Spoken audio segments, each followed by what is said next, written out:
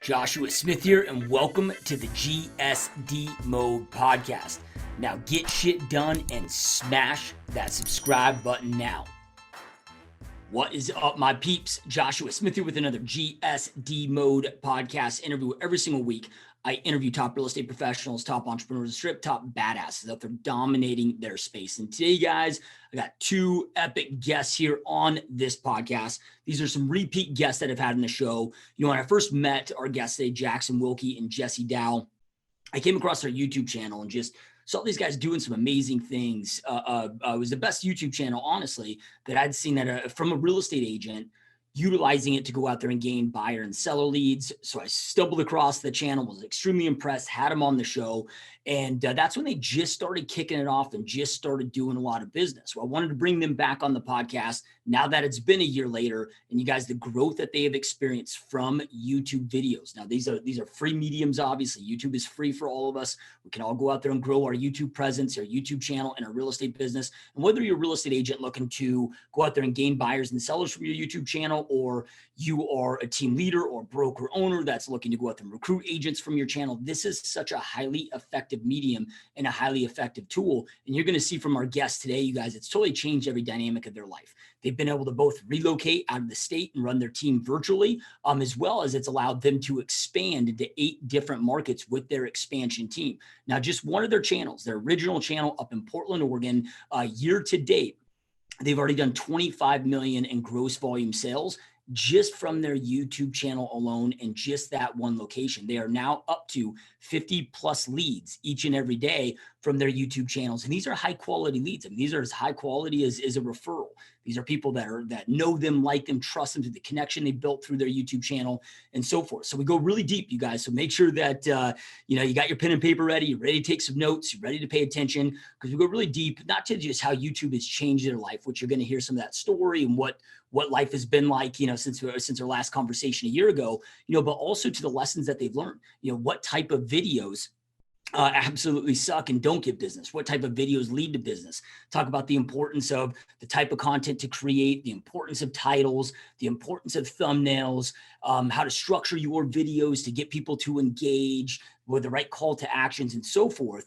Because with YouTube, it's not just about the number of views that you're getting. Obviously, we want to grow more views and so forth, but ultimately, it's not about the views. Ultimately, it's about the sales that you get. So again, we go really deep in this podcast interview. Now, real quick, before we jump in, if you haven't already, make sure that you snag a 100% free copy of my new book, Dominate Your Real Estate Business, Top Tips from a Top Producer. You guys, there's 40 plus tips that I break down in this book. These are top tips that I've utilized in my own personal business. So everything's proven, everything's tested. And these are 40 top tips that have allowed me to become one of the top realtors and team leaders on the planet. It's 100% free, nothing being sold. There's no fluff. There's no BS. I don't get into a lot of stories. I just get right to the point.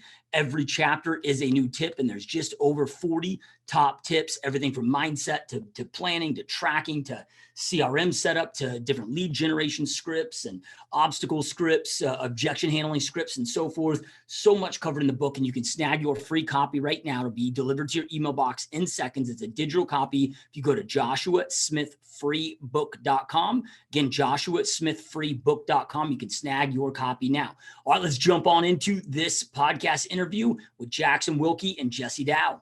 All right, Jackson and Jesse, welcome back for round number 2 to the GSD Mode Podcast. Ding, ding, ding.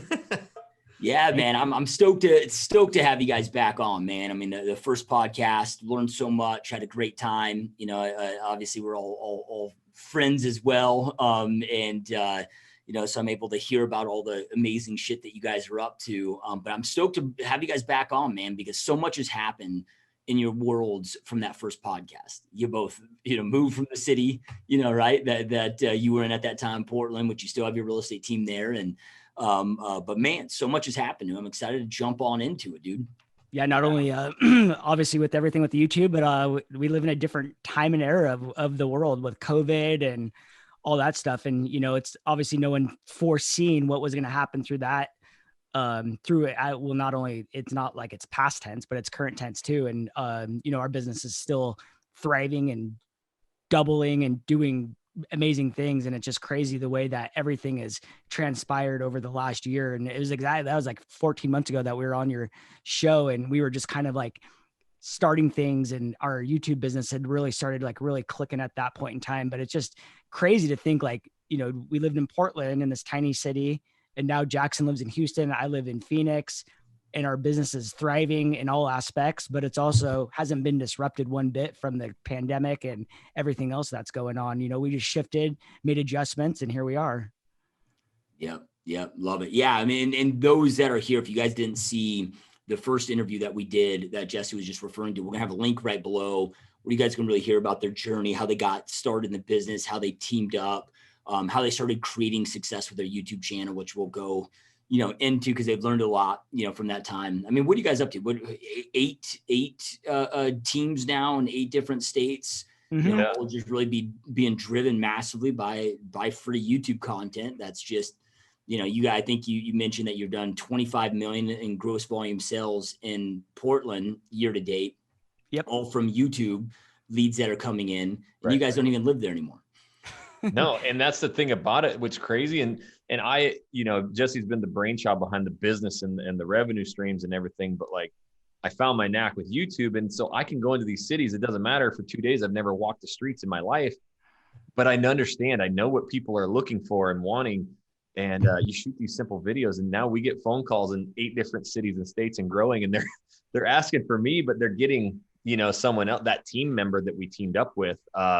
And they're more than happy, and we have teams just across the nation answering phone calls every day from people begging to work with us, dying to work with us. It's just, you have to pinch yourself sometimes. Yeah. I'm curious, man. If it wasn't for COVID, and it wasn't just COVID, you had COVID-19, then you had, the unfortunate George Floyd situation, which turned into, riots where the town that you guys were in before got hit very heavily with that and is still experiencing those. Still. If those occurrences didn't take place, do you guys think that you'd still be in Portland? I believe, I can speak on my behalf. I think I would.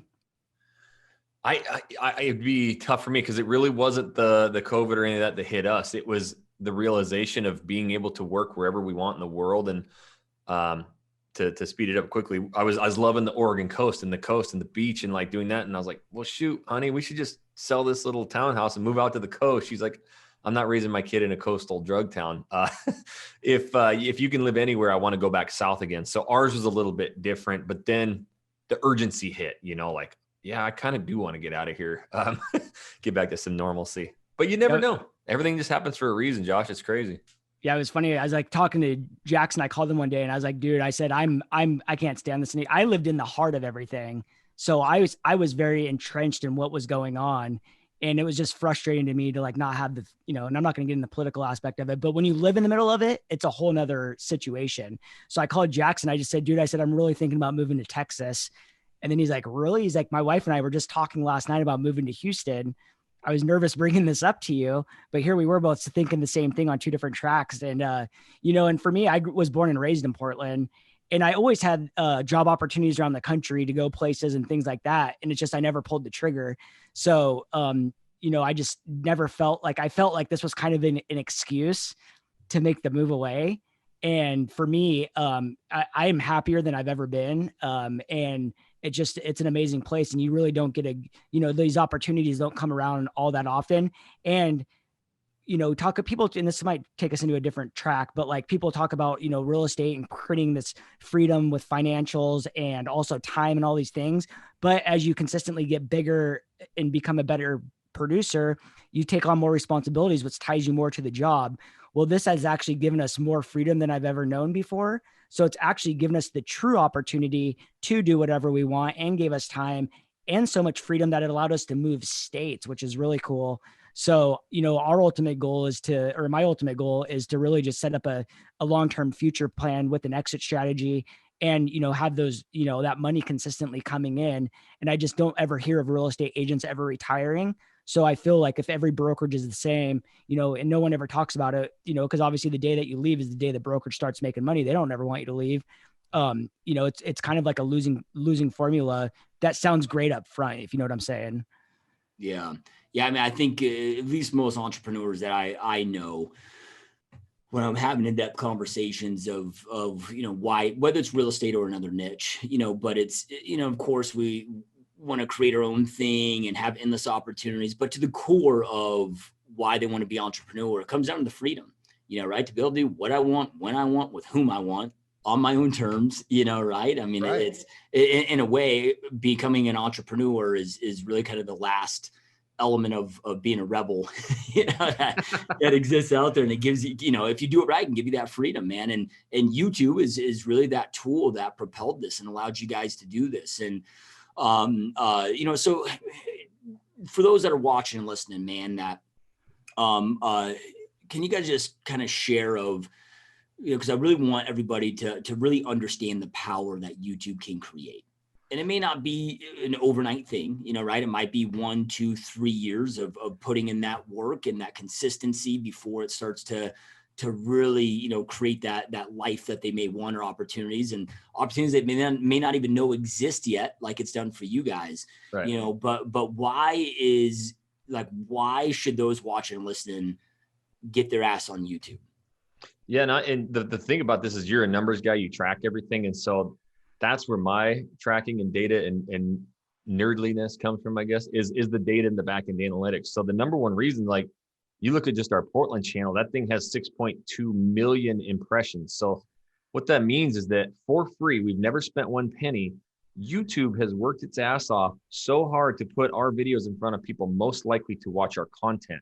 So in order to do that, I was just on your boot camp last week. We built the foundation. So before we talked about videos or anything, 3/4 of that was building the foundation. So all of your analytics, your data and stuff. And so what YouTube can do is just, once it's done correctly, your videos get placed in front of people most likely to your consumers, your clients. And so through YouTube search, you build out these video titles that people search about, what it's like to live in your area, how to sell your house, whatever your videos are. We focus on certain styles.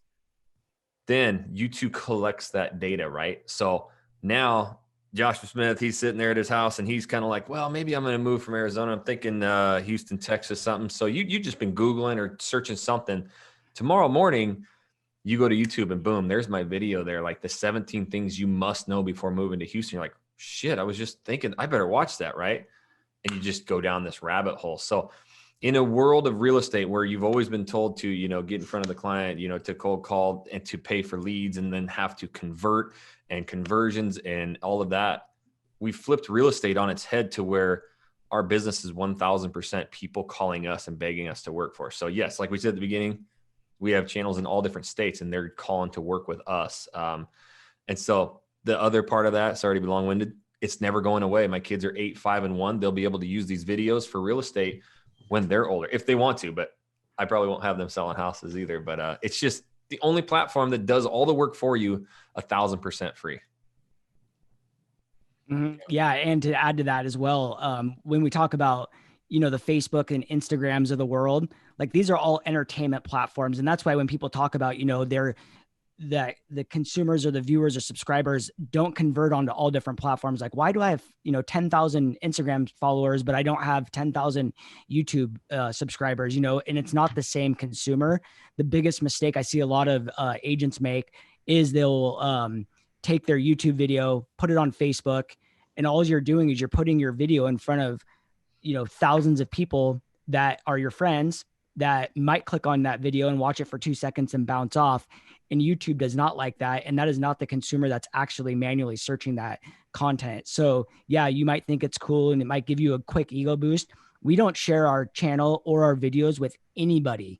We want it to be 100% organic, because the cool thing is not only do we got 6.5 million impressions, which means that YouTube has put us in front of 6.5 million people that have actually stopped on our channel for a half a second, but we know that those viewers also watch our content twice as long than the people that manually search it. So YouTube's algorithm it can predict the person that's going to watch our videos faster than the people that are actually searching it can find it, which is crazy. So if you watch the movie The Social Dilemma that was on Netflix, it talks about how they build an avatar of you through these companies, like whether it's YouTube, Google, Instagram, Amazon. Facebook. Yeah. And they know by your behavior what you're going to search, which is cool for us because we don't create any content around real estate whatsoever. It's not 123 Main Street, my open house. It's not my new listing, which is another big issue that I see with agents doing.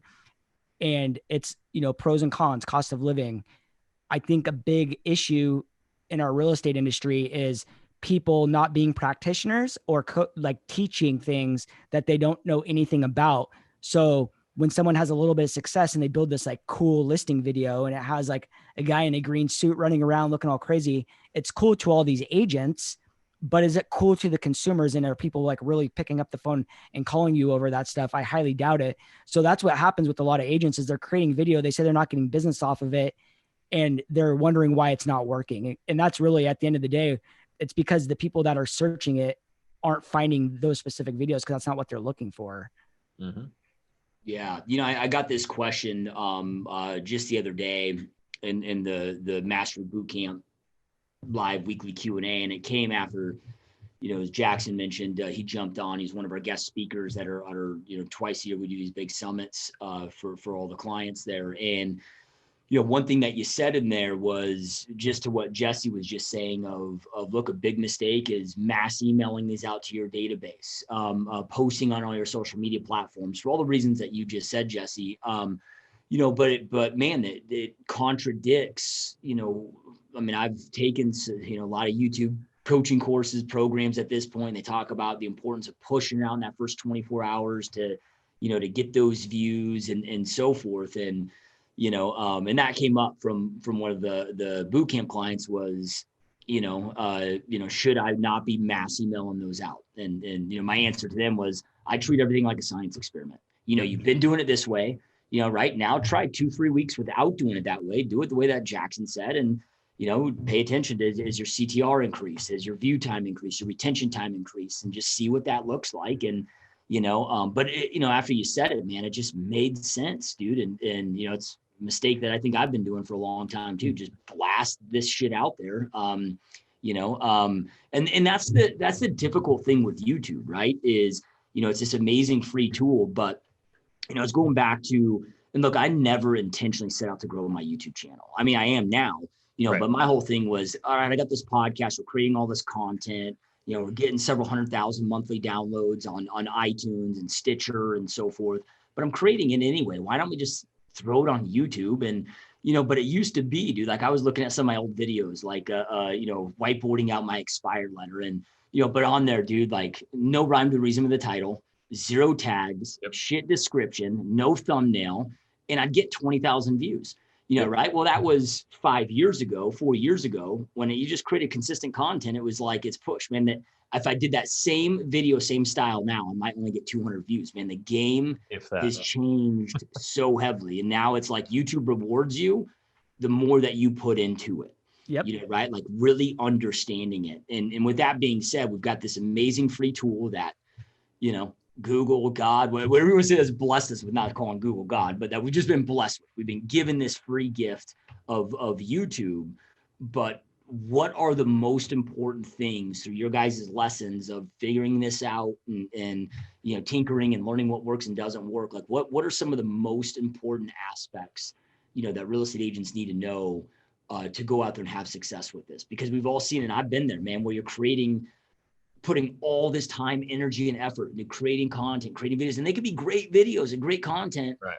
And then no views, right? No action, no results, man. And it makes you want to punch a hole through the fucking door. Trust me. Before we get into that piece, like we go through this every time we start a new channel. Like we go through the cycle of like where you're getting no views, you're getting no subscribers. I'm on my Phoenix channel right now. I've got 35 subscribers. I just hit like a couple of videos have 100 views, but then I look at Jackson's Houston channel. It's a month old or 2 months, whatever. It's twice as long as mine. He's got like 500 subscribers, thousands of views and all this stuff. And it's just, you always go through this consistent cycle, but you have to trust the process, which Jackson will tell you right now what that looks like. Yeah. So, and it's funny that you say all that because the pain point is this, and I have to, because Jesse's like, talking about his Phoenix channel. So I'm like, dude, it'll break through. Just trust me, be consistent. So the biggest mistakes are, and my whole job is the YouTube side and the market. So like I'm getting dozens of reach outs, check out my channel and my this and my that. And so to really back it up and talk numbers, by sharing your video on social platform, I'll talk about the biggest mistakes, but I just want people to get a better understanding of that. If you share your video, and the thing is, people would rather have 500 views on their video, on their YouTube video, because it looks better, right? But I'd rather have 3 views of people who searched it and found it, right? Because those are people that directly found my YouTube video and watched it. It's going to be a longer view time. And what that's most importantly going to do, feed YouTube data. Jesse already talked about, we average about 42% longer view times on videos where YouTube suggests it. So if you're placing your video in front of a bunch of other real estate agents, first of all, they may click on it just to help you, and then they're bouncing. So terrible bounce rates. AVD, your average view duration, is the #1 indicator in YouTube. So longer views. So I go for 15, 20, even 30-minute videos because I can average 11 to 13 minutes on a video. I've learned how to script and structure videos. It's all giving me that organic data. So the biggest mistakes I'm seeing now, to answer your question, is one, just like you said, I'm not getting any views. Well, you're not getting discovered. So like this, going to YouTube, you would probably find keywords that were real estate marketing or video marketing for real estate. That's your keywords. That's your title. And then after that, how these real estate agents close 20 million a year per channel or whatever, how they get free leads, real estate leads with YouTube. So that is the biggest thing. When I've had agents come to me and they'll have 500 videos on their channel and they'll have 9 subscribers, and it's all family members. They're doing 1 to 2 minute videos, and they open that video going, "Hey, what's up? Jackson Wilkey here, your top real estate agent. You're buying, you're selling, you're calling me. Anybody you call me," right? I didn't search that. And if I did and I clicked on that, I'm bouncing, right? So I always give the analogy of like, hey, let's say you're going to YouTube because you want to buy you're looking between that Hyundai Palisade and that Kia Telluride. They look a lot alike, and the guy jumps on. He's like, "This is Slick Rick right here. I'm the greatest used car salesman you've ever seen in the life. Hey, if you're buying a car, you buy from me. Anybody buying, they come to me," right? Or I jump on, I'm like, "Hey, what's up? I got the Kia, I got the Hyundai right behind me. Okay. I've been driving them for a week. There's so many pros, cons, good, bad, ugly, but I'm going to show you all of those. I'll tell you exactly why I prefer one over the other and which one was safer for my family." So if that's the information you want, stay tuned. So you get the difference. We've been just trained as realtors to talk about us, ourselves, our listings, our open house, me, my, and it's gross. It's not what the consumer wants. So I didn't just come out learning this. This was by doing hundreds of videos wrong. And then I had to become a YouTuber. I had to understand search. Oh, and then you get a good title. You got to pair that with an incredible thumbnail. That's 87% of the reason your video gets clicked. So I've tested A/B split test, thousands of thumbnails. And it really just, the biggest mistakes are agents will put a title up there, a video that gets lost in the sea, can't be searched. Secondly, they'll do a 1 or 2 minute video. That is not keeping people on the platform long. And 3, they're going to open up that video and talk about themselves. So you really got. Why is it important to keep them on longer? Yeah, and that's what I was talking about, the AVD. So if Jesse shoots a video about living in Arizona and it's 3 minutes long, and he gets a 100% average view duration, which is not doable, but let's just say he did, and I shoot a 20-minute video and I get a 30% average view duration, my video is going to outrake his big time because I kept them on the platform for 6 minutes. He only kept them on there for 3 minutes. So YouTube's #1 goal, and just like the social dilemma talked about, and just like everything in this world is survived around advertising. That's what Google, Facebook, and like, it's all about advertising. So if you're doing short little videos that don't keep people on there, you'll never get views. So I can do a 32-minute video at the pros and cons of living in Houston. And I'm honest, I'm truthful. I tell you that there's nasty ass cockroaches. My wife looks like she played goalie for a dart team because she gets so many mosquito bites. Like, it's crazy, but it's beautiful, and you have this net. I keep them on for 16 minutes. Dude, that video got like 3,000 views within a week because I kept them on so long. So yeah, it's tough because 30-second videos is what we were taught. 30 seconds and flashy, right? So you really got to get your mind wrapped around YouTube, and it's a search engine, and you need to provide a ton of value to these people, and you need to get discovered. Yeah. I mean, I think Jesse hit the nail on the head with sites like Facebook, sites like Instagram, they're entertainment platforms, Mhm. right? So those quick, that's great. YouTube is like a university. It's an educational university. Like if we just take our realtor hats off and think about how we use YouTube in our own world, right? How we use it for ourselves. Like when I go to YouTube, man, like I'm going there to learn some shit very specifically, right? And I want to learn the things I want to learn. Like, last night, we got some new camera equipment, new microphone, and like we're going on there to have specific videos of those, educational style videos on those specific things. And it's, so important to understand the different mediums because they are so different. And, if we were to break that down, man, well, let me go back. So you talked about view time being like the most important thing, Right. Right. Because I get told this stuff, man. Well, retention is so important. You want to create a great thumbnail with a high click-through rate, but for me being a numbers guy, like, I don't know what to base this stuff off of. Like what should be a goal? Let's just say for a realtor creating their channel that they should strive for. Like, how do they know if they're winning or losing? Right? Are they're getting 20% view time. Is that good? Is the goal to get to 40%, or is the goal to get to 100%? Yeah, again, it depends on the longevity of the video, but here's my goals. Like now that I've done thousands of videos and teach this and train it, I'm looking for that a click-through rate. Basically, YouTube has come out and said on an established channel, anywhere from 2% to 10%. I've seen that.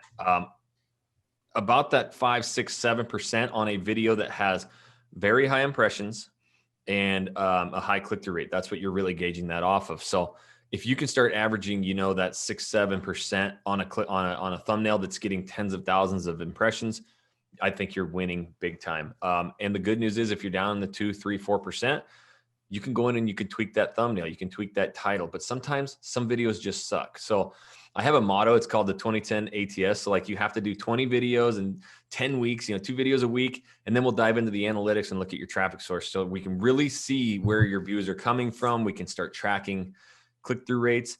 My whole goal, never shoot a video that's under 10 minutes. And I'm looking, I average right around like that 32 to about, or 36 to 42. Obviously I've had some view times in the 60s and 70%, but that seems to be a good marker on a 10, 15, 20 minute video to really get those views. So at the end of the day, you'll never know. And this is what I teach like every day. I honestly have no idea what your viewers want, what your subscribers, what your clientele wants. YouTube does. So you need to feed videos. And that's the number one thing that stops anybody is just from doing the videos. They get in their head. It needs to be perfect.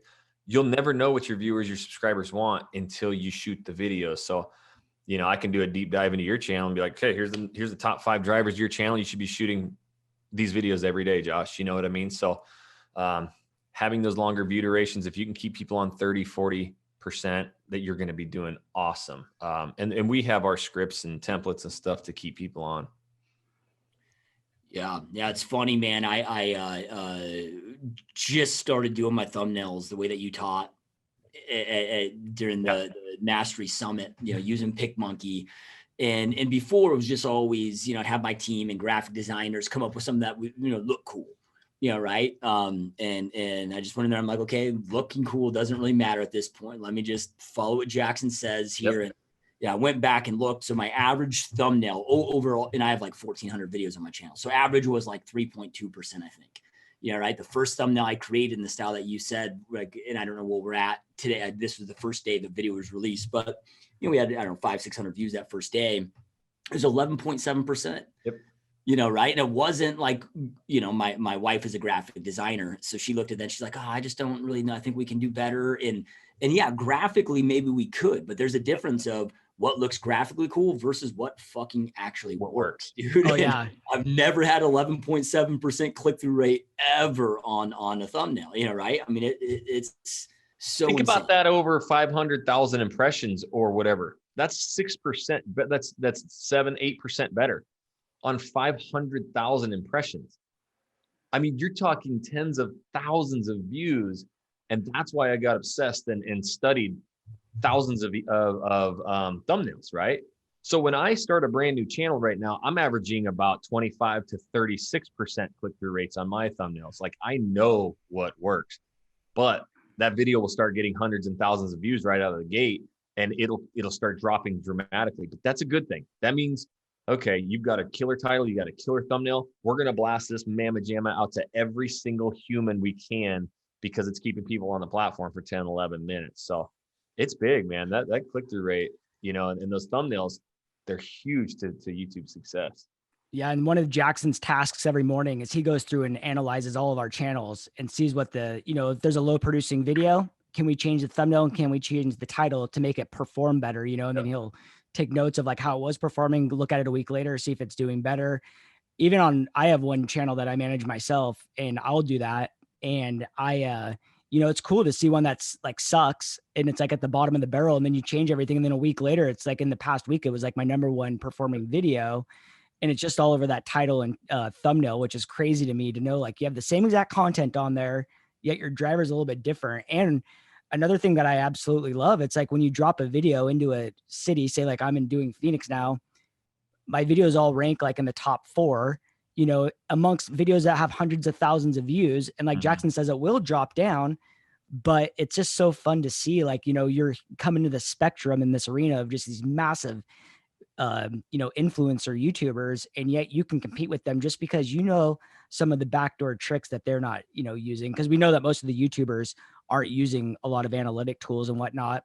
But when you talk about like creating content and it just being that's the number one thing is just getting it out there, it's funny to see, like, because we own our video social agency, so we'll get clients that come in and they all go through the same process. It's like they upload their first video, they want it to be like Steven Spielberg quality. They upload like 500 pieces of B-roll to put in their video and they want 155 edits. But that's not what people want. Like you were saying, like your best produced videos weren't your best performing because people just want real, authentic and relatable YouTubers that they speak with. So by, month number 2, people are like now uploading no B-roll. They're just like approving every video as it comes through and they're super quick. And that's what we do. We don't even approve our videos anymore. We just hit approve in our system and let them ride.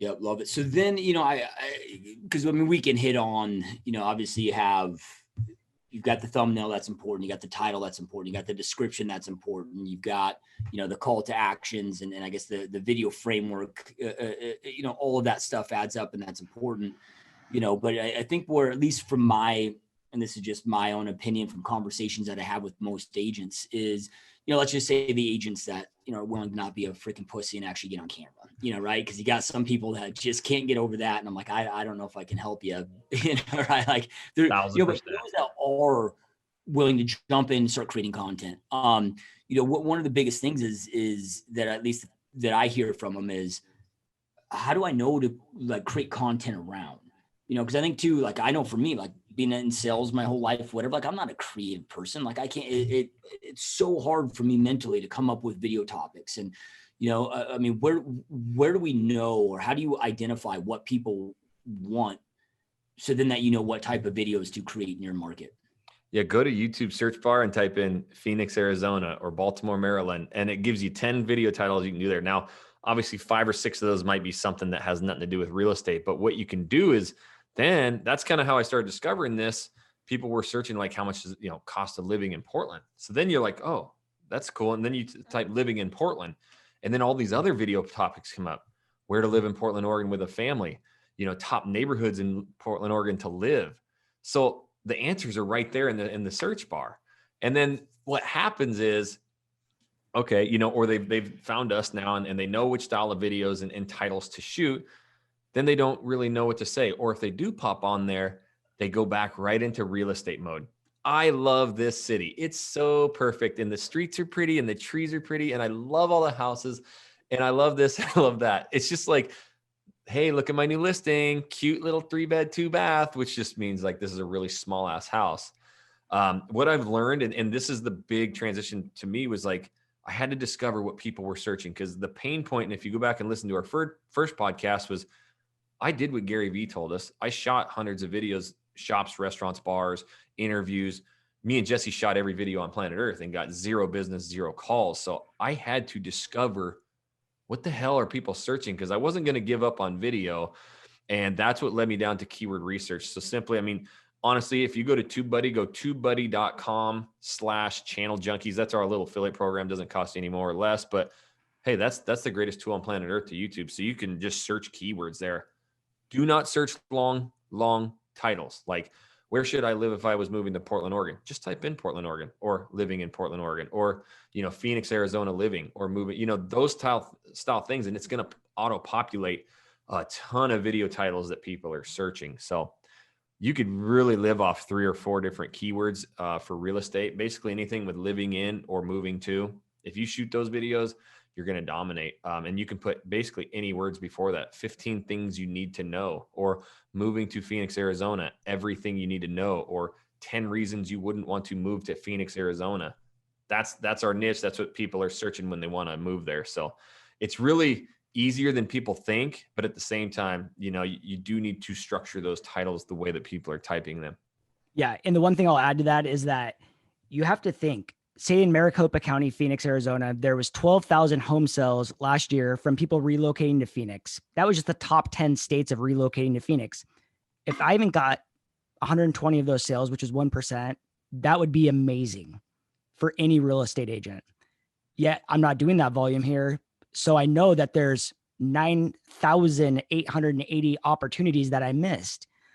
Well, here's the deal. On YouTube, it's this, people want to listen to who they want to relate the most with. So you don't need to be a stats machine. You don't need to be repeating anything that isn't you. You have to be a true organic person of who you are, and people will naturally call you because they want to do business with you. So when you're on there, when people say they don't know what to talk about, just talk about the things that you want to talk about. Why do you love downtown Chandler, Arizona? Why do you love downtown Gilbert? Why do you love Surprise or whatever cities there are out there? And that's the thing. It's your opinion. And I see a lot of people come and they have all these notes of all of these statistics and all this stuff, and they don't get any business. Yet you see someone sitting in their living room with the TV on, sitting Indian style with a blanket, as Jackson always says, and they have 3-hour videos and they have 1 million subscribers, and they're boring to us, but somebody loves them and people are watching them. So that's the thing is you just have to tell it from your point of view, because say there's a guy that's got 3 kids and he's moving to Houston, and he knows Jackson has 3 kids.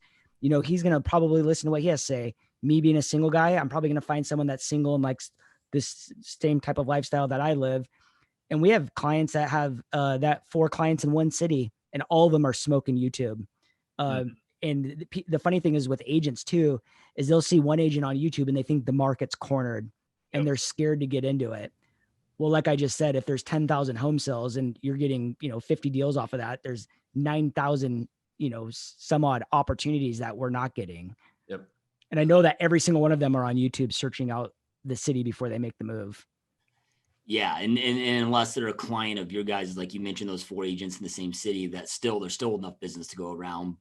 I'm in Houston, but I can pretty much my own. But yeah.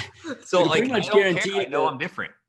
What's that? I'm sorry to cut you off, but like I just moved to Houston. I'm competing against 6 of my students and people in our ages. I don't care because I know I'm different and it doesn't stop me. So, and 1, I know I'm better at it, but 2 is just, I have learned this over and over. Like Josh, dude, some people just gravitate towards you and your podcast. Like I remember just binging it. Right. And then some people are just like, I can't stand that guy. Right. You're just not for some people, but for some people you are. But that's our whole business. Now, at EXP, we recruit agents. They want to work with us because of who we are.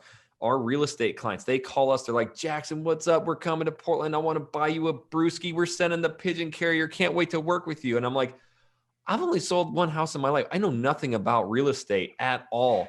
And I'm building these channels that will do 100 million in sales. Like, it's all about being you at the end of the day. And that's what I tell people now, business owners, entrepreneurs, inventors. You're selling you, not the product. I'm going to go down in your description and click your affiliate link or buy your product because the reason you built that product was because this didn't work, and that helps. So it's just funny that you say that. And I'm glad Jesse brought it up, because that's the biggest holdback, again, as we've said, is people just won't even get out there and shoot videos, and it's not for everybody. And that's okay. If YouTube and shooting videos ain't your thing, don't waste your time. It'll drive you mad. But if you don't mind shooting videos, Get those things out there. Don't worry about any of your competitors. In fact, having some competitors out there can help you. Search that Baltimore, Maryland, Phoenix, Arizona. Go and see which video titles are getting 30,000, 40, 100,000 views. Steal that exact same title, shoot that video in your own verbiage, in your own words. You know, McDonald's had burger and fries, and now there's 100 different burger and fry restaurants. We all have our favorites. At the end of the day, you choose which you like. So you might as well not recreate the wheel. Go find those video titles that have a bunch of views. Take them. Yeah, I love that, man. Yeah, two of your guys' clients who I've become recent good friends with, who also spoke at our summit. Yeah, Grimes and Eli Schmidt. You know, they had said something that was really interesting. You know, that just came along with what you guys were just saying. But they're like, look, when it comes to real estate, it's not about the why, right? Like people already sold on buying a house, selling a house. You know, right? It's all about the who. Like who are they going to go with? You know, right? Like it's just developing that connection. You know, and so forth. So how important is it when it comes to, you know, editing? Because this is where it seems like most people get caught up on. Like you mentioned, man, they want to have all the B-roll. They want to look super cool. They want to, you know, I mean, does it matter? I mean, is it something that people should be, or is it just kind of a colossal waste of time? Yes and no. Like what we've learned is don't go crazy with it anymore. The perfection is not our business anymore. In fact, the more real you are, seems to work better. But if there's some really awkward pauses or like you stop and like look down and it's very awkward, that is going to come across as awkward and people will leave. The other big mistake I see is people are too scared to get like close to camera. Like my new ones, I know for the people on YouTube can see this. I mean, my face is like in that camera. I don't know why. It just gives me incredibly long view durations. So then I see these people shooting videos and they're like 20 feet back from the camera and it's really awkward and they'll have really short view times. So the editing isn't a big thing. Like I could blow up any channel on planet Earth by turning my phone on and just speaking. I guarantee it, no problem. So yes, don't get hung up on that editing. But yes, you know, if you have to like clean a couple things up, great, do it, you know? Yeah, the most important thing is going to be your audio and is the clarity there. Like all of our videos are clear and all of our audio is great. So if you can't hear someone and there's just like all these weird pauses, like Jackson was saying, because we know that there's 2 billion unique YouTube subscribers that log into YouTube every month, which is insane. But they averagely will watch 30 minutes a day, 5 different videos. So we know that they're looking to bounce after 5 minutes on average. So if there's a pause or something weird going on, more than likely they're going to click right off of your video. There's also specific scripts that we use to make sure that people don't click off. Like we never say, you know, thank you for watching our video. That's an instant trigger to say, get off my video. And because we're done, it's over. So there's just specific things that do need to be clean and smooth. But as far as like super high quality, high production, you know, you can get Fiverr editors for reasonable pricing. You know, and the reason that we use an editor more than anything is time. It is a pain in the ass to learn editing and do it. Yeah, I was doing that for like when we started 3 different channels, 3 to 4 videos per channel a week and giant crazy vlogs. My new favorite thing in the world, you can kind of see my setup behind me. I turn the camera on, I talk for 20, 30 minutes and that's it. I mean, that is it. I just upload that. I have found that by telling stories, telling people the truth and exactly what it's like living here.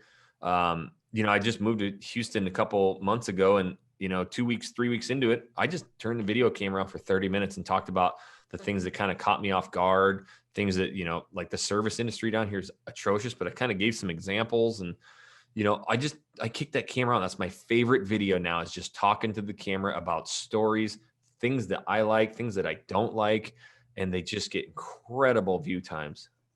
Yeah. And the reason that I think, you know, we are so successful, Josh, is like we are true practitioners of what we not only do, but what we sell. So like our clients and the people that we work with, they're always so blown away by how fast this works. But also like that people are calling them. Never in your life do you ever have somebody calling you wanting to buy a house. Like that's like just never unheard of. We had a guy that we started working with and we just launched his channel 2 weeks ago and he got his first call and it was a guy coming to Reno, $600,000 buyer. He said, I'm going to be there in November to buy a house. Mm-hmm. He like hit us up. He's like, dude, I just got this guy called me. Like this stuff really works. And it's always the same exact reactions that we get from every single person. But like Jackson said, he just started shooting this new style of video. Now that's something that we get to teach our clients and the people that we work with every single day. And I guess the thing that kind of drives me crazy is in real estate, and we all get it, that text message or DM on Facebook every day saying, I have 5 to 10 qualified buyers. Like, are you looking to, blah, blah, blah, blah, blah. And it's like, dude, this guy's never sold real estate. All they did was put out a crappy Facebook lead. And it's like a 1 out of 100 conversion rate, if you're lucky. Well, I'll tell you that our conversion rate's 100% with people calling us, which is the greatest feeling on the planet. And the best part about that too, is we don't even close the deals. We don't even answer the calls anymore. We have teams that do that. Yeah.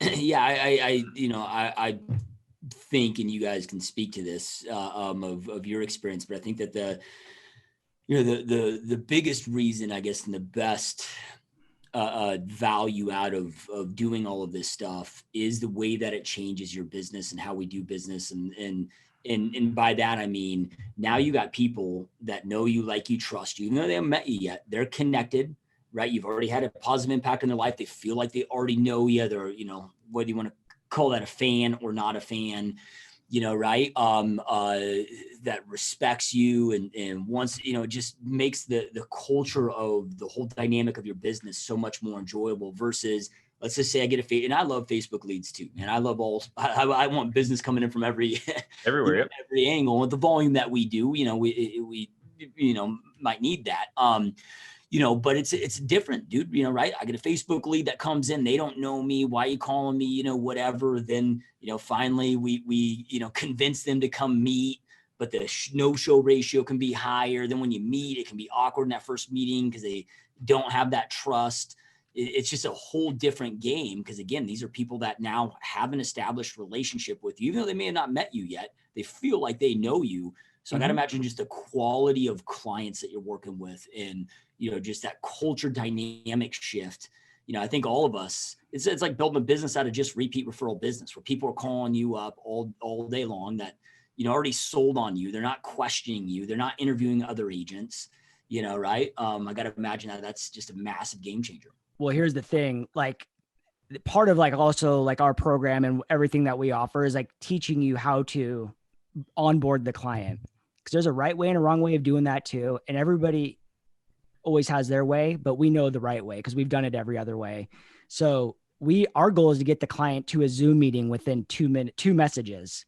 So before COVID hit, and this is another blessing in disguise of COVID, we were doing Zoom because all of these people were from around the country. It's 99% relocation business. Here's the funny thing is once COVID hit, Zoom became a staple in our homes. So it really opened up the floodgates for people knowing what Zoom was. So instantly what we do is we set up the Zoom call and we have our lender there. We don't ask them if they're pre-qualified. We don't ask them anything. We just say, they know that we're busy. They're excited just that you respond to their text message. So it's typically, this is the message. Hey, Jesse and Jackson, we've been watching your videos. We're thinking about moving to Portland, Oregon, November. Do you guys have time to chat? Yeah, absolutely. Here's our times that we have available. We'd love to jump on a Zoom call. So they're like, cool, here, set the appointment. Our lender has an agreement with us. He'll be on any Zoom call. We don't ever have to get clearance on his schedule. He'll change his schedule if need be. So he's there, get on the Zoom call. We introduce him. Hey, this is Addison. He's our lender. He's our local lender. He's a part of our team. Whether you're pre-approved with someone else or not, that's fantastic. He's an added resource because when we put in your offer, it's so competitive. We need all the advantages as possible. He's going to call on your behalf, all those things. 9 out of 10 of them aren't pre-approved. They use him. Even if they are pre-approved, they end up using him because they can't get a hold of their lender when they go to write an offer. And guess what? He's been that guy that's been there on every single call with them, and he understands what their situation is. So it is controlling that dynamic through the process. But a lot of agents will still try to text message or call them back or email them and just stay on their platform of communication. The more you can control the conversation, the more you now are in control of everything. But that Zoom, and Will and Eli went through that too, was they even said, once we started doing the Zoom, it just instantly gave you that connection and it really solidifies you, which is great because it just takes it to a whole nother level. And, when you talk about people treating you like a celebrity or fanning out, we've had people where they don't even talk and they're super embarrassed or just shocked that you're on the Zoom call with them. And we're like, what is going on with you? Are you okay? And they're like, freakouts. Yeah. Oh my God, it's you. Video. It's like when you were a kid and you saw the news anchor at the freaking restaurant or something. You're just like, you thought he was bigger than life, and you don't even know if he's a degenerate at home or whatever. But like, video does something to you, and it is flipping real estate on its head. And we are getting people freaking out to talk to us and work with us too. So it's a special way, and it's my whole why. Like, I jumped into real estate. I didn't have any sphere of influence. I was brand new to Portland. I took your course, and I could freaking call and land listing appointments, cold calling, but I never closed one. It's just not who I am. I needed to figure out a way to get people to call me. And so a lot of pain and agony, but became a YouTuber and discovered this incredible platform that's just changed our life. And COVID being, devastating to many and to businesses and stuff, but like, it's been the biggest silver lining to our business. One, everybody's watching more content. Two, we have never seen so much relocation and moving in the history of the United States. You cannot even get a U-Haul right now. So everybody's on there just binge watching, and they are dying to find somebody they can trust and call. And that's really it at the end of the day. So yeah, when you talk about the quality of the client, so that's they're calling you, they're typically relocating because of a job purchase or a job relocation. But if they are relocating, guess what? Broke people don't relocate. So you're not dealing with clients that don't have money, and they're not first-time home buyers, with a 600 credit score with 0 down. Like, these are great qualified clients. They're typically on a trade-up home. We've done almost $20 million in listing referrals. So that's another great resource. The crazy part is a lot of these people move, and then like a couple months later, they want to sell their house and go somewhere else. So we've already resold tons of houses that our clients have purchased. Some clients we've done 4 sales with. And it's like, it's just a revolving door, and you're generating your business. I know when we talked about this the first time, you said like eventually these will all turn into listings. I never thought that they would turn into listings so quickly. Yeah. So yeah, even our lender says that the quality of leads are amazing. I mean, I think we have 5 multi-million-dollar deals in escrow right now. Dude, we got a $15 million call the other day for Seattle. Imagine that shit, homie. That's what I'm talking about. It's crazy. That's awesome, man. So, I'm curious, dude, when it comes to YouTube AdSense, I was looking on my channel the other day, and I don't have a huge channel. I mean, 2 million or so views, over a little bit over time. But it was something like a few grand I would have made if I had it turned on, so my question really is, and I haven't been able to figure this out, because look, at the end of the day, unless you have a massive audience, we're not getting rich off of running ads on our channel. But I'm curious because it would make sense for YouTube to push your videos more if you had that turned on. I haven't found anything in writing from YouTube saying that they do that or not, but I'm curious if, that's something that you guys have experimented with. And I know that you've got them on your channel, if that's a reason of having them on. Yeah, no direct correlation I've seen. We thought that too, and we turned on the ads, and I think the most we made in 1 month was like 190. So it's nothing to shake at. We have so many channels now where we're turning them on just to make an extra grand a month. But no, like, I haven't seen anything at the end of the day. And again, to that point, I don't really care about the AdSense or none of that. Like, I'm all about sales and business. And so with a brand new channel with 13 subscribers and 2 videos, like, I'm getting calls to sell $500,000 homes. That's 12,500. That's $15,000. So no, to answer your question, looking at the analytics, I don't see any spikes or anything whenever we monetize. So YouTube also knows, like, through their algorithm of who watches ads and who clicks off, and only way they're getting paid is if you watch a certain duration of that ad. So if they know you're not someone that watches ads, they won't even show you an ad on the channels. So they, if we can schedule anywhere from like 5 to, you can put 1 ad or 20 ads on your video. YouTube does not care. If they will put as many ads in front of the consumer as they can to make money. So we've stacked them up and done all sorts of things and tried it out just to see. Nothing. Yep. Awesome. My next question for you guys is on YouTube Live. It just seems like a lot of these different platforms out there really are pushing live elements. Like, if I go on, do a Facebook Live versus just dump a video on there, Facebook is pushing that, getting that seen by more people. And, you know, is that the same case with YouTube Live? Whether it is or isn't, you know, should agents be doing it? Are you guys seeing success with it? And then in which ways do you find it most effective? Yeah, I love going live. One, I still practice my SEO, so it's going to have a title of some sort, right? That gets searched. And yes, if you pop a live video and you're on live right now, you're damn straight that is one of the top ranking videos. So when people are jumping on, we've had so many people go, "Oh my gosh, I was just searching Portland and your live video is there." And then they ask us a question, "Hey, what's up with the Irvington neighborhood?" I'm like, "Yo, J-Dow, tell them a little bit about Irvington." And he walks you down through the street and tells you about it. And they're like, "Oh my gosh, thank you." And then we're like, "No problem. If you're moving, hey, there's our number and stuff. Just shoot us a text. This is what we do. We love it." Dude, we get like 3-4 phone calls after every live and people love it. Again, to reference it to you, like if you go live and you're coaching and I'm a brand new agent and I've been listening to you on a podcast, or I just searched something on YouTube and I get to ask you a question, you answer it. I'm just like, "Oh my God, this is the most amazing day of my life." Like Joshua Smith just answered me, or this freaking coach just answered me. I'm going to call you. I'm going to look into all your websites. I'm going to go crazy on that. So it does rank you. I still put a really clickable thumbnail. I still do all my SEO. I build out my descriptions, my tagging.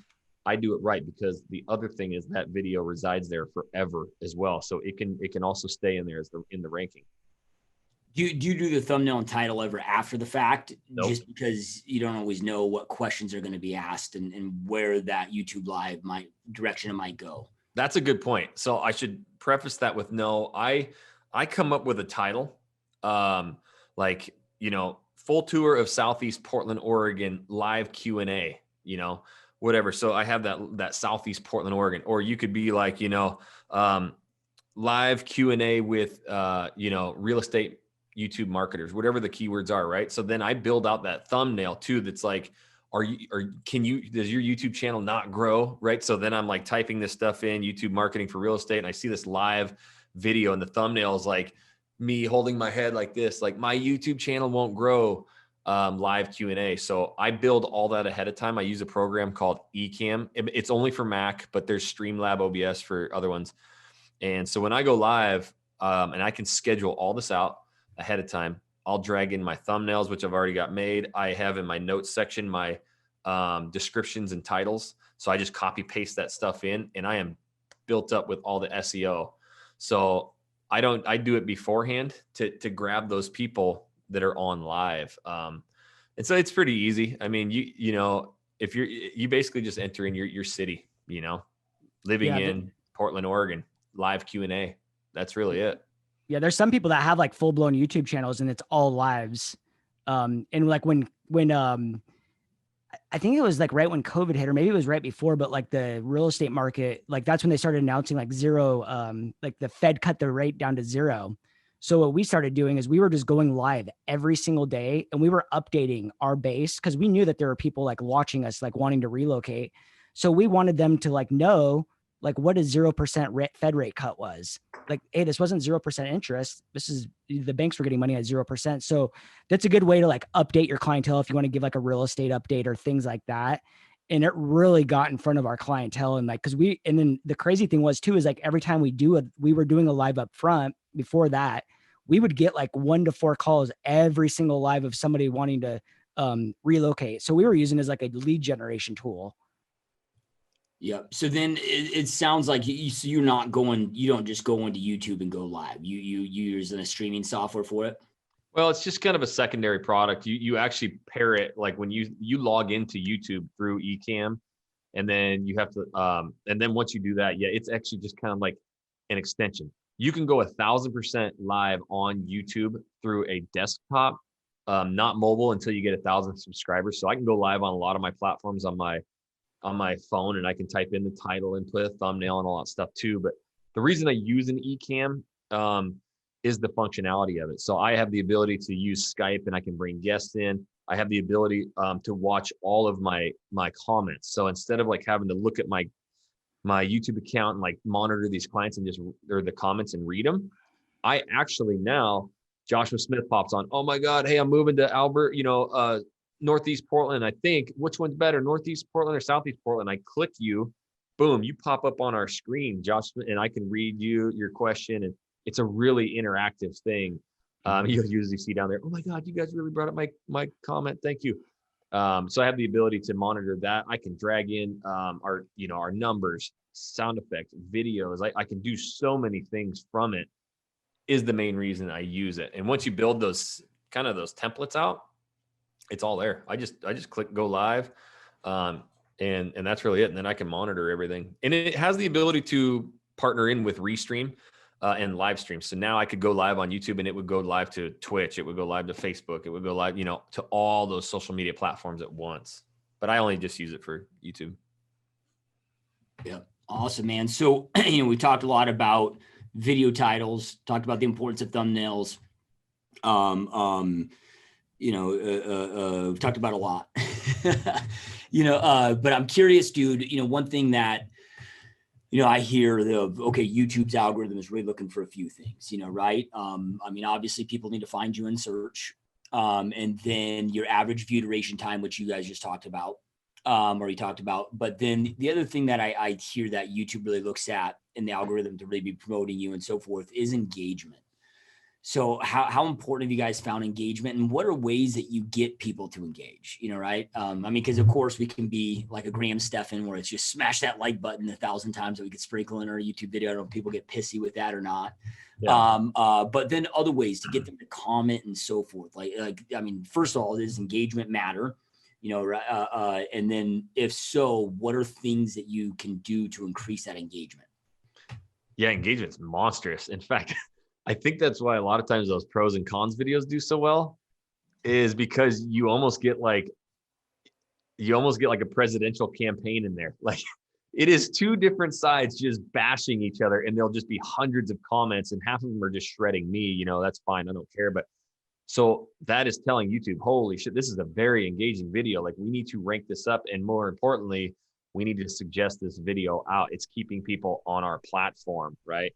And so with that being said, it's all about kind of that value add. I don't just, hey, it's Jackson Wilkey, this is the Channel Junkies, or this is Living in Portland, make sure you subscribe. I say, hey, you're thinking about moving, relocating anywhere. We do so many videos about what it's like to work, eat, sleep, live, play right here in Portland. If that's the information you want, make sure you tap that subscribe button. So you move into Portland, you're like, oh yeah, I want that information. Like, boom, subscribe. Halfway through the video, all right, so we love doing these videos. I need you to comment down below right now. What is the top question you have about Portland? I'll answer that. I'll answer your comment. And that's a great video title for us to shoot next. So I get that a lot.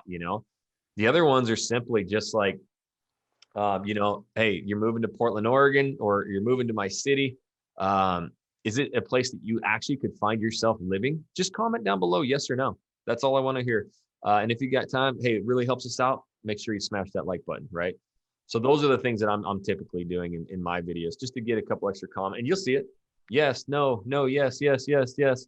And it's just dinging up. And then I go in every morning, my management system of just me checking channels and analytics and click-through rates and stuff. I go through every single comment of all of my channels, and I answer them, people. And then I ask them a question too, because I want them to keep asking questions. So they're like, oh my gosh, I love this section of Cypress, Texas. That looks amazing. Oh yes, it is amazing. What was your favorite part of the video? Oh, I loved when you went to that lake. Oh, could you see yourself living there? Yes, I could totally. Boom, that's like 6 comments right there. So it definitely helps. Yeah, it's called like indexing when you get more comments than likes, which means it's usually like a negative video. So it blows YouTube up. But we actually dropped a video when COVID hit called like, will COVID crush the housing market in 2020? And I basically came out and just said, no, it wasn't, because of the inventory. Obviously I don't have a magic 8 ball, but just basically what all the indicators were pointing towards. And we actually put like 5 really good points on it that supported the reasons. Oh my gosh, dude, we had so much hate on this video of like, we were getting thousands of views a day, and it just was skyrocketing because of all this negative comments. But like Jackson says, like, I get mad. Now I don't really care anymore, but I used to get really upset about it. And we hear a lot of agents that ask us all the time, like, hey, I get all these negative comments. Should I delete them? It's like almost better to engage them, like from a positive standpoint of just like keep asking them more questions, because they want to get their point across. They don't know that they're just helping your channel explode. If anybody's been called anything, it's me. I've been called everything under the sun on YouTube, and I usually go into it with some kind of smart ass response and get them. And sometimes they'll be like, "Well played, sir. Well played," or whatever. Especially if they're trashing us. This area is a shithole now. It used to be great back in the 20. All those people that used to live here. And perfect. Hey, if you're moving, you need help selling your house. I usually write that back to them. So it is, those engagement videos are keep the comments, unless it's just absolutely atrocious, attackable. Like, you can remove them and you can hide that user. Sometimes you'll get those trolls on there that are they're attacking your subscribers, your viewer, and they're just nasty. It happens. I'll block them. Yeah, and then you got the random people trying to sell Bitcoin in your comments. Oh yeah. Or all their products. But you get fucking warriors too, who comment on every video you do, and it is just amazing to see these people. They'll do anything for you. It's pretty cool. Yeah, I think something that's really important is to understand is it's easy to go out there and see somebody like Joe Rogan. I'm a fan of his podcast, watch his content, but he does everything wrong, right? And I don't mean by having great content or way he speaks. I'm talking about, sometimes I think that we can try to model off of these people with massive channels, but we don't realize that, the celebrity status and so forth, like, he doesn't have to have a nice thumbnail. He doesn't have to have anything in that title. He doesn't have to do any of this stuff, that like we need to do in the right way, because he's already got such a massive audience where they can afford to do things, not necessarily in the way that we're talking about. And we got to make sure we're modeling the right people, man. It's we're not Joe Rogan, dude. Like, we need to do shit right to make our channels explode. It's funny that you say that. I looked up the Kanye West video of him, and one day it had 7.1 million views, and it was like the dumbest title and thumbnail. It's just like, dude, it was funny that you say that. It's the exact same thing I thought. I was like, it's crazy that he drops a video, everybody wants to see it, and as soon as people hear about it, they're just instantly going there. Yep. He's big. But if you like, I'm a YouTuber, so I watch the top YouTubers, and I mean, Mr. Beast and PewDiePie and these guys, their titles don't have to be as SEO relevant, but like, they'll have that video game in there, or they'll have something, and that thumbnail is like, even the videos our kids watch now, I look at it and it's like this giant monster truck smashing paintballs, and you're like, I have to fucking watch that video. And you get in there and it's like a toy car, and you still watch the whole damn video. But like, yeah, those thumbnails and stuff nowadays, like, it's big time. Get clicked. Yeah. So a couple last questions for you guys. I know we're going long on time here. Just to set the right expectation, right. Cause hopefully anybody that's made it to this point in this interview at this point understands the power that YouTube can create in their world and their real estate business. And it can lead to, I'm guessing when you guys first started this journey, you had no idea it would propel and create the opportunities that it's created and allowing you guys to do what you're doing now today. So we may not even know what those future opportunities are going to look like. But we need to make sure that we're prepared and we have, we're giving things enough time with that. So the first question I would ask is, what's a good amount of content to start with? I think Jackson, you said something like 20 videos in 10 weeks or something like, so 2 a week. But time preparation, what does this look like so people can plan for it correctly? And, cause sometimes I think people be like, oh, I'm going to create 3 videos a week. And then they realize, well, maybe it's 5 hours of prep for each video plus the editing. And it's like, okay, it's not sustainable, right. But then also, how long of creating consistent content do people need to give it so they can start seeing the fruits, right? Because I think, you mentioned with Jesse of kind of going through that with his new channel, right? Like there's time that takes to build up that momentum. Yeah, Jesse, talk about your channel. I mean, I've taken a lot of the legwork of video and editing and stuff, so it's good to get his perspective of really doing it on his own. Yeah, so like from even a real estate agent standpoint, we have our course, and it's the best investment that anyone ever could make for $400, dude. Like literally, we change people's life for $400, and it's everything from the creation of the channel all the way till the end, and it's create a lot of wealth. But I would say, like, for me, I looked at it as being consistent, and regardless is like, I always post my videos on the same time, same day. It's always at Tuesday and Thursday at 7:15 a.m. my time. So that just tells YouTube every single time I'm consistent. And if say like, and I go out and I shoot my vlog style videos on Wednesdays, and I usually take about 3 to 4 hours, and I always know like what city I'm going to go to. And then, so I always try to drop one vlog, which is like touring the city, talking about like 3 neighborhoods, entry-level homes, a trade up home, and then like a luxury community or like a master plan community, whatever it may be. And then I do like one talking head style video in the office, So I say all in, including the editing and everything, you're probably looking at, man, I don't know, probably like a solid full day if you did it all at once. But, as far as like expectations of the calls, is it really just depends on like how many people are moving to that city and how many people are searching and how many people are already creating YouTube content. So like with Phoenix, for example, I know there's a lot of vloggers here and massive channels, 100,000 subscribers plus. I'm not competing against the real estate agents. I'm competing against those guys. So, I mean, I've been doing it now for a month. I haven't gotten one reach out. But you take a channel like our Northern Idaho channel, we got reach outs in the first week. And we've closed in, I don't know, it's been out for 4 months and we've closed probably 15 houses. At least, yeah. Yeah. And so it just really depends like what the market's like, and there's some markets like San Francisco or Seattle where it's slow. And it took us like 6 months to get our first closing, but now we're closing 1 to 2 houses a month and it's consistently growing. And because we have been doing it now for 18 months in Portland, we see it doubling because people are anywhere from today to 12 or 24 months out from buying. So our 18 to 24 month consumers are now in that purchase phase.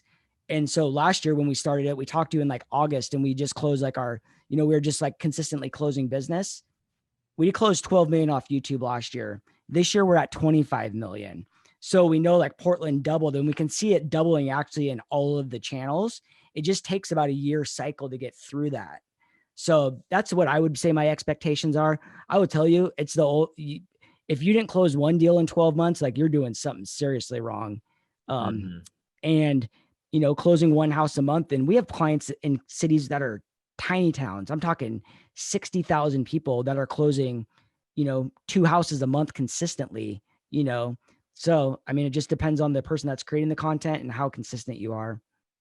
What's so cool for you guys is because now you have, these 8 different teams. I mean, you're in Montana, you're in Idaho, you're in Portland, you're in Seattle, you're in Houston, you're in Phoenix. You're seeing the differences, the effectiveness in all different parts of the country, all different markets, all different, relocation rates, right? So you're able to truly experience and see it all.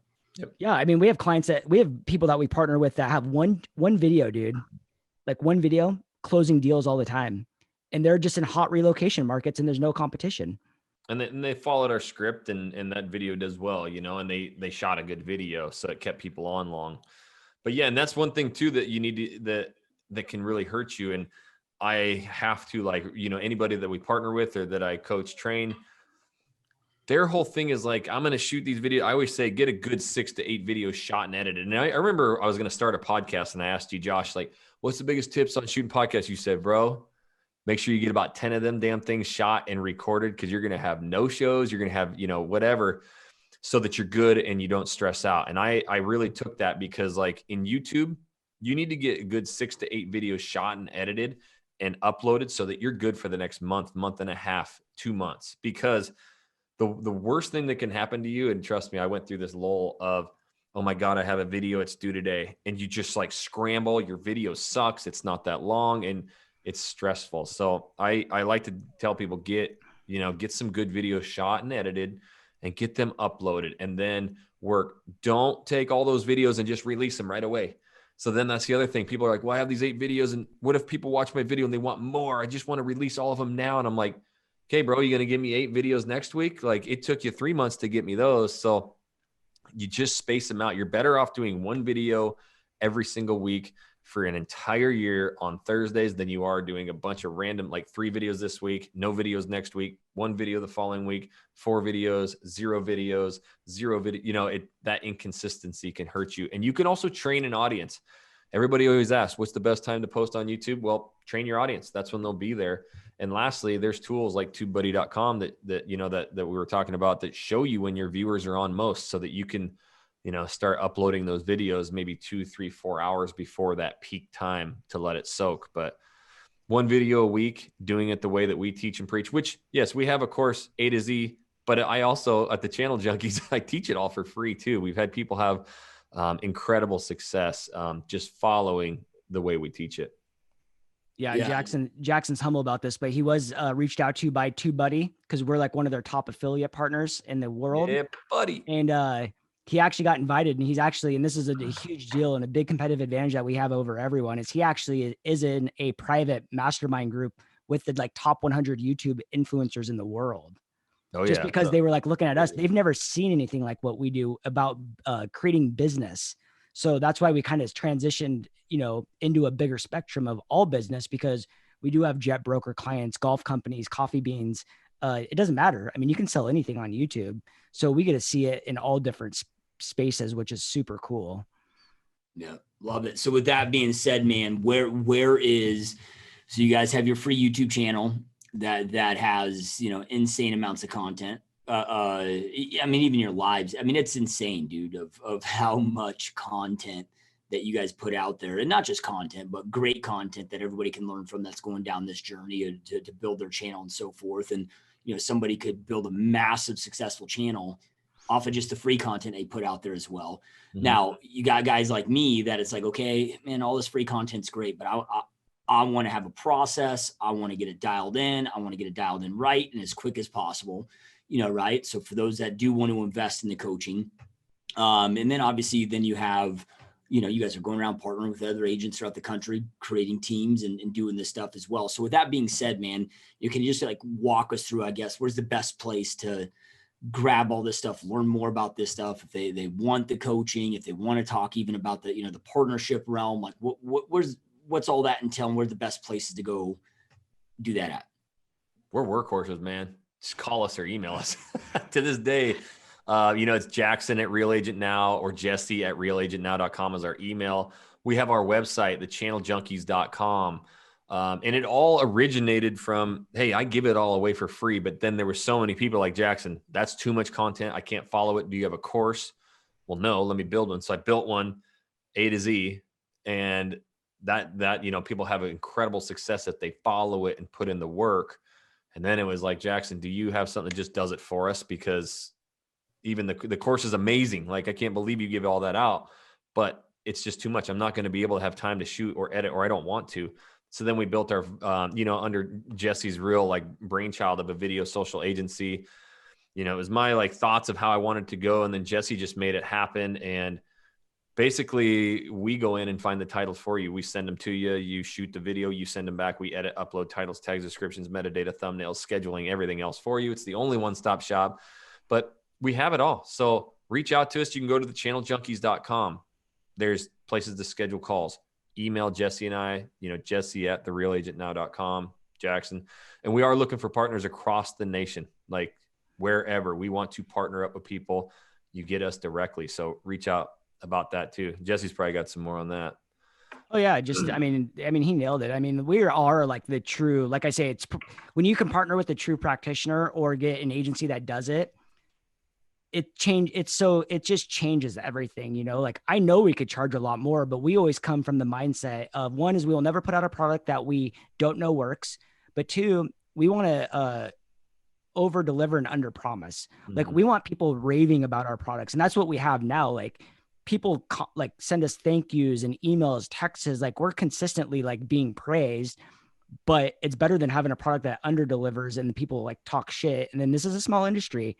I mean, we're still like surprisingly like not even super discovered yet. Yeah, we've been on some big stages and, shows like yours and whatnot. We're grateful for all that, but like, we're still just scratching the surface. And, what the future holds for us is, wherever we want to take it. And heck, we didn't know where we would be where we are today 12 months ago. And it's kind of one of those things where you're just like, you're driving the spaceship, man. Like this thing's can go wherever you want. So you want to go this way, let's go this way. You want to go that way, let's go that way. And that's a cool thing about our partnership is we are so different and we get along so well and we both know our strengths and we stay in our lane. So that way, you know, and we aren't controlling what the other one does. So it's like kind of like this free, you know, canvas of saying, hey, you want to do that? Go for it, dude. You want to go that? Go for it. Yeah. Just try it out. Let's try it. See if it works, you know? And But we like know, you like, said- and we know how to grow businesses now. And Jesse definitely does a lot more than me. But we know how to grow businesses. So anybody listening is like, you know what? Real estate's great, but I do want to build some revenue streams, some business. Like that's what we help our partners do too. It's cool to see. And when we can like sit down and talk with people, you can unearth their talents and be like, look, YouTube ain't your thing. Here, let's focus on this. We can help you grow that. And then we'll build out a team, help you step out of real estate a little bit and scale and grow too. So it's crazy how it's opened up our eyes to everything. We do value a partnership to where it's like, we're both really good at completely opposite things. And you've talked about that, like partnerships only work if you're the two same people, it just doesn't really work out as well. But we're looking for anybody who wants to reach out to us anytime. I get freaking messages day and night. So I'm always helping people. I love it. Yeah, awesome stuff. And those watching and listening, man, whatever medium that you're on, whether it's YouTube, Stitcher, iTunes, Google Play, wherever you guys are at, if you just scroll below, we'll have all Jesse and Jackson's contact information, all of that below, so you guys can go check that out. And Jackson and Jesse, man, appreciate you guys being here, taking time out of your busy day to be here, man. This has been a ton of fun and extremely valuable. And as always, man, I always learn so much from you guys. So truly appreciate you guys being here. I felt like you were really asking us YouTube questions there, man. You were wanting some help. Hey, well, yeah, I'm on this journey myself. Like I said, dude, like up until the last couple of months, it's just been one of these things where I was just at, you know, right? Yep. There's been no intentionality with it. And you guys really opened my eyes to what could be possible. And yeah, now I'm going full force, dude. Hell yeah. Yeah. So we're right on. Well, thank you guys again. And those watching and listening, as always, truly appreciate you guys being here. Truly appreciate your support. Keep kicking ass, and we will see you next time. Peace. Later. Yeah, buddy. I hope you enjoyed this GSD Mode podcast episode. Now make sure you get shit done and smash that subscribe button now.